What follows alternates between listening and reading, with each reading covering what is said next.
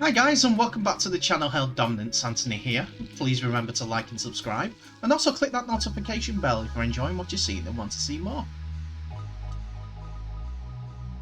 Coming up, worst kept secret has been revealed.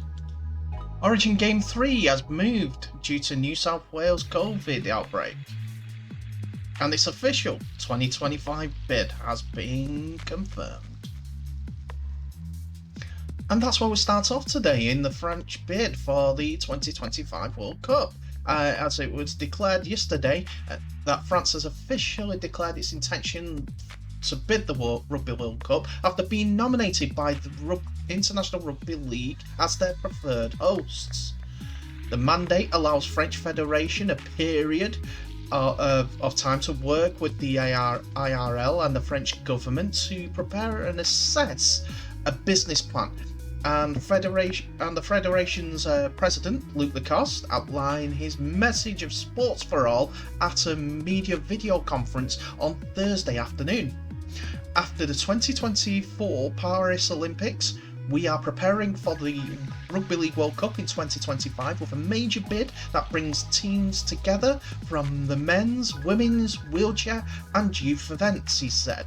At the heart of this great project is a strong message, sport for all, which will be reflected first and foremost in the choice to host cities and regional metropolitan partners stadiums, large and small, as well as affordable prices. I think that's a bit of a backlash because of the Euros, as I've heard that some tickets were going at £900, a little over $1,500 in American dollars. We will lever the economic and tourist attractiveness of the country, as well as societal and environmental dimension. Organisers intend to include 64 national teams, with 16 in each competition, representing the 5 continents and encompassing more than 80 matches.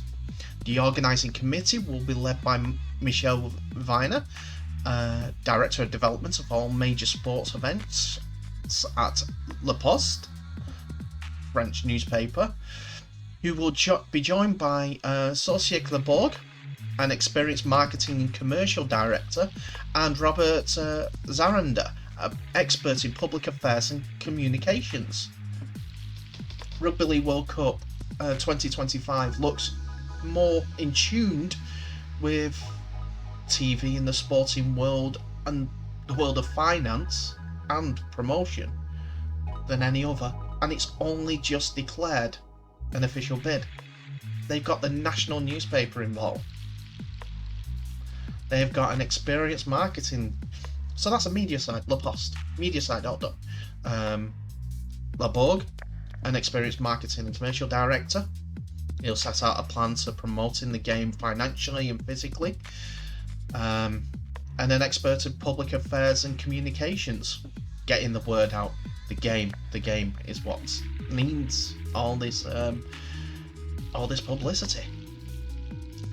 They'll be supported by Lacoste and former French captain and current Secretary General of the Federation, Dominique Bourlap, IRL International Rugby League Secretary General Danny Kazandian, who with Lacoste made the initial presentation to the French government, said, "We are encouraged by the response and agree that France is the preferred candidate for the organisation of the Rugby League World Cup 2025. We continue to support and development of the compelling business plan and presentation to the government, and we believe that for many reasons France will be able to deliver the largest World Cup ever." International Rugby League had previously outlined its intentions to announce the next host before the 2021 World Cup kicks off on October the 23rd. So speaking of the Rugby League World Cup, organisers of the England-based tournament, 2021 World Cup, have yet to confirm that it's going to go ahead, and they await confirmation, commitments and okays from Australia and New Zealand, obviously. But even if it's delayed until 2022, it's expected that the next Rugby League World Cup will be in 2025 more than anything. It's a great outline and great that everyone's getting involved, and I do hope that their plans are fulfilled as we're going out of the normal areas for the Rugby League World Cup.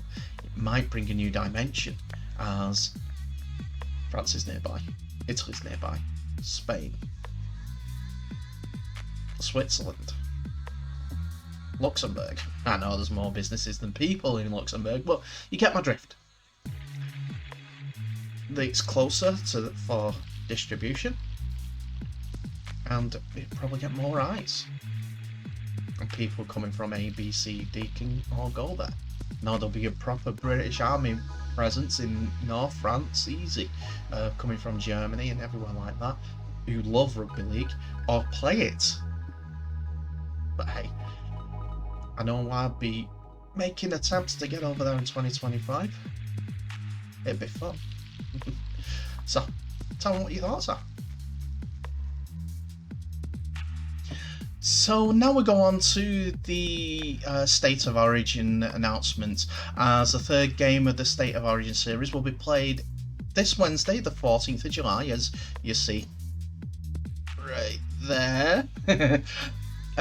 And it will be played on the Gold Coast, after the New South Wales government informed the Australian Rugby League Commission today that the game could not be held in Newcastle because of the crowd concerns around COVID-19 outbreak that has hit Sydney and its surrounding districts.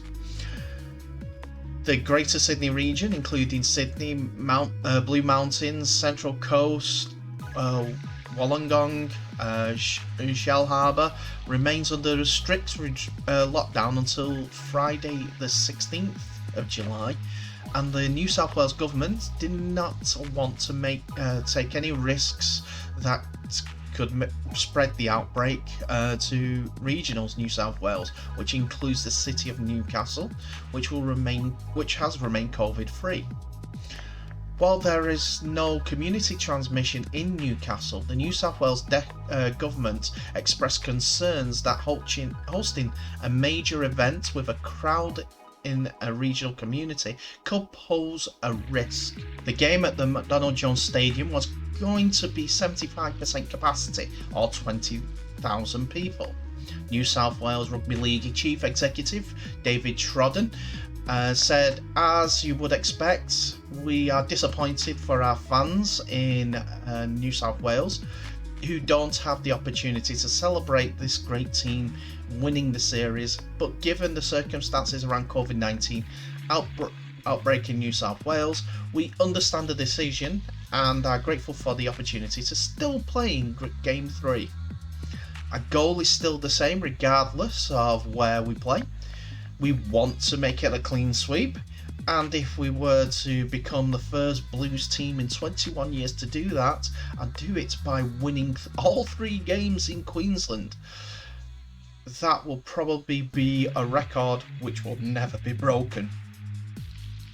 New South Wales Blues have already reclaimed the Shield after winning opening 2 games in Townsville and Brisbane, but the first time 3 Origin games have been held in Queensland, with the Blues looking to make the series 3-0 for the first time in 21 years. So it would have been good for the region of Newcastle, well, the town of Newcastle, with that stadium. It's quite a nice looking place, and the stadium's not bad too.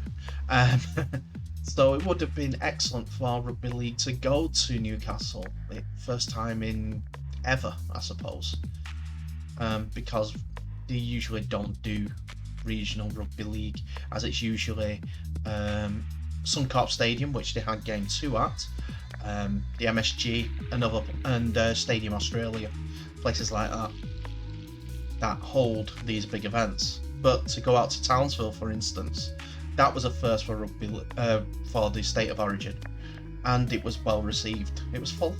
It was very full. They were building new stands. It was that full. But hey ho, it's just one of those things that happened, unfortunately. We'll all have to watch Rugby League in State of Origin on Wednesday in Gold Coast.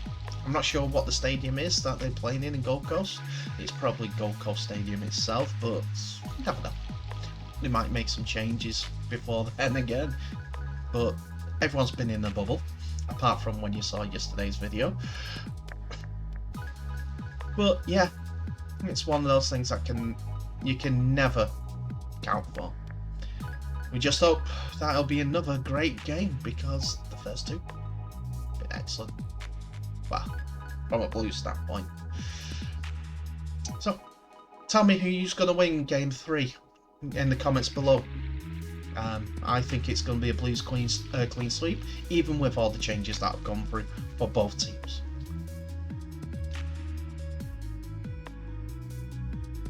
So, the worst kept secret in Rugby League, in Super League, and I don't know, NRL, wherever, has been revealed, as Warrington Wolves is delighted to announce the signing of Great Britain and England international George Williams on a 3.5-year deal, according to their website. The 26-year-old joins as a free agent, having been released from his contract with NRL side Canberra Raiders in May. The halfback has previously won 2 Super League titles during his time at Wigan Warriors, as well as 2017 World Club Challenge title.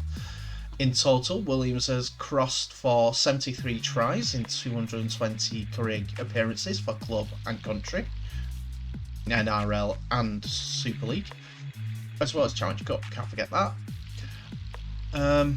Williams will wear the iconic 31 jersey, famously worn by Australian legend Andrew Johns during his spell at the club back in 2005. He played 3 games. On this, George Williams spoke about the announcement. He said, "I'm really excited to have signed for Warrington.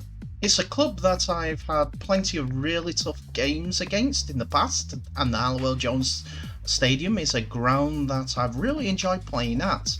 The boys here at the club that I know from England camp spoke highly of the organisation and the culture here.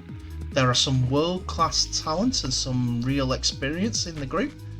I'm really proud that I stepped out of my comfort zone to go out and test myself in the NRL, and I'd like to think it's helped me develop my game in the last 18 months, which I'm hoping to showcase now here at Warrington. The team has been building nicely this season, and I'm just keen and excited to come in and get started." On the signing, Warrington Wolves head coach Steve Price said, "We are a club that's always looking out for quality players, and it's great that we've been able to sign a player of George's calibre, and to a 3.5-year contract as well. He's a competitive man and an exciting player who's achieved the highest honours in the game here in the English Super League. I'm looking for George to add value and apply pressure to our playing squad during the second half of the campaign."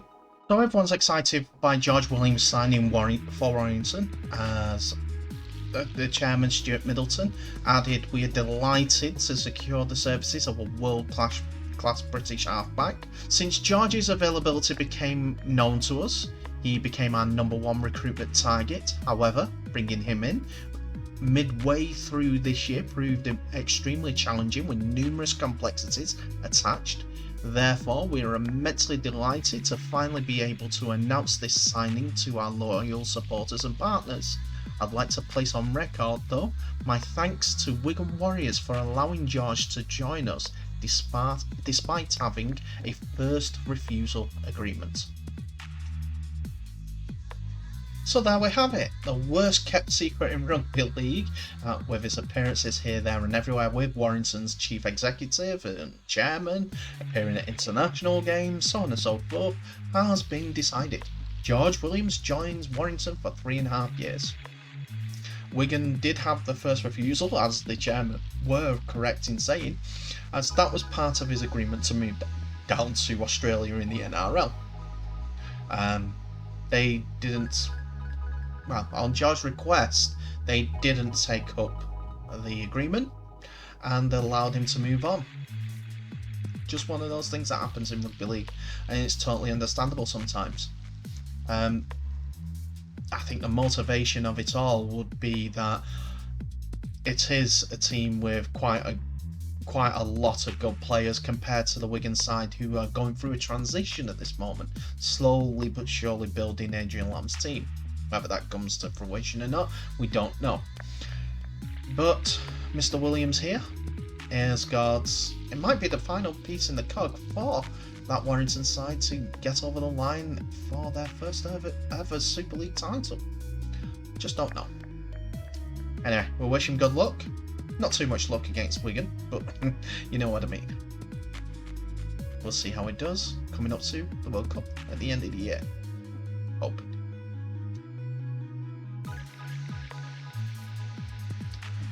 So that's it for another video, ladies and gentlemen. Thank you so much for watching. Please remember, like, subscribe, share these videos all worldwide.